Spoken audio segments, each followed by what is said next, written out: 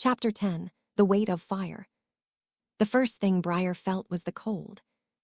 Not the kind that numbs, the kind that burns, that seeps into the bones and stays there. The kind that says something inside you broke too far to ever heal right again. He opened his eyes to a sky carved in half green-blue auroras clashing with the deep violet glow of ion storms. The ridge was gone. The world was glass. Steam hissed from blackened snow. His chest ached with every breath. When he looked down, the inhibitor was there, or what was left of it. The device had melted into his skin, fused along his ribs in warped metal veins. Blue-white light pulsed beneath it, soft at first, then violent. His pulse fought back against the broken machine. Every beat made the world shudder. He staggered to his feet. Smoke curled from his gloves. His breath came out in glowing wisps. The air tasted like copper and ozone. Lyra.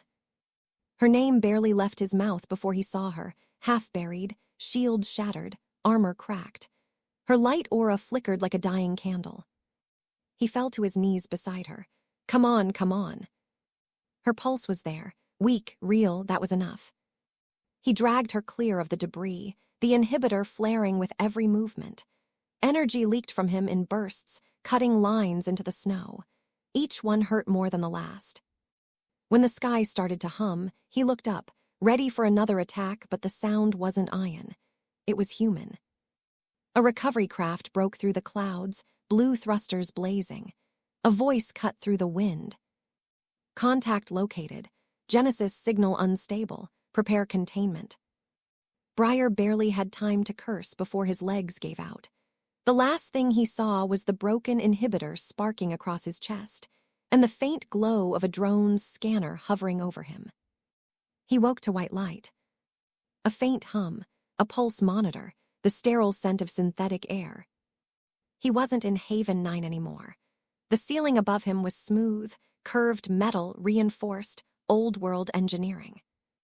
You're awake. Dr. Solis stood behind reinforced glass, hands clasped behind his back. His face was gaunt, his eyes shadowed. Welcome to Askustrad Base, he said. Off-grid, classified, built to contain the kind of power you've become. Briar's throat was sandpaper. Where, Lyra? Alive, resting. You're the one we weren't sure would make it. He looked down. The inhibitor was fused to his chest, the cracks pulsing faintly like veins of molten light. You're not getting that out, are you? Solis shook his head. It's not technology anymore, it's part of you. Briar forced a weak laugh. So I'm broken metal now. No, Solis said quietly. You're something else. He stepped closer to the glass. When the inhibitor overloaded, its nanites didn't shut down, they rewrote themselves. You're no longer rejecting the Genesis. You're becoming it. Briar clenched his fists. Then what happens when it burns through me? Solis pressed a button. A holographic diagram appeared, Briar's body, veins alight with moving blue. You're destabilizing. You can't hold that much energy. You need a regulator, not a prison. He gestured to the table beside the bed. A small, silver device rested there, smooth, humming faintly. What's that? Something that grew out of you. Solis tapped the hologram. The inhibitor left residual nanite colonies in your system. When we stabilized you, they began repairing themselves, building toward something new. We only guided the process. He lifted the device, part machine, part living metal. It rippled faintly under the light, syncing with Briar's heartbeat through the glass.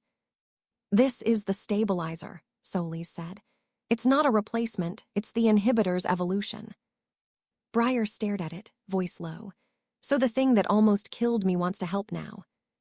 Solis gave a half-smile. Life's complicated like that. Later, when the containment field dropped, Briar stood on trembling legs. His reflection in the glass showed faint veins of blue light crawling under his skin, the metal around his chest, now more organic than mechanical. Solis approached, holding the stabilizer. It's bonded to you. You don't control it, you negotiate with it. How long do I have? 30 seconds, Solis said. At full release, before the stabilizer shuts you down to prevent self-destruction. After that, It'll force a cooldown cycle. Briar took it. The metal rippled to life, folding over his forearm like liquid steel. The moment it locked in place, the inhibitor on his chest stopped sparking, the two devices humming together like two halves of the same heartbeat.